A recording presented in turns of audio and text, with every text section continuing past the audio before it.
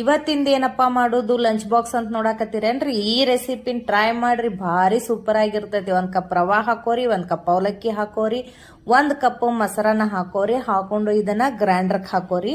ಗ್ರೈಂಡರ್ಕ್ ಹಾಕೊಂಡ್ ನಂತರ ಒಂದು ಬೋಗಣಿ ಒಳಗ್ ಹಾಕೊಂಡ್ಬಿಡ್ರಿ. ಹಾಕೊಂಡ್ ನಂತರ ನಾನಿಲ್ಲೇ ಕುದಿಸಿದಂತಹ ಆಲೂಗಡ್ಡೆನ ತುರಿದು ಹಾಕೊಳಕತ್ತೀನಿ. ಅದಕ್ಕ ಸ್ವಲ್ಪ ಸೋಡಾ ಪುಡಿಯನ್ನ ಹಾಕೋತೀನಿ.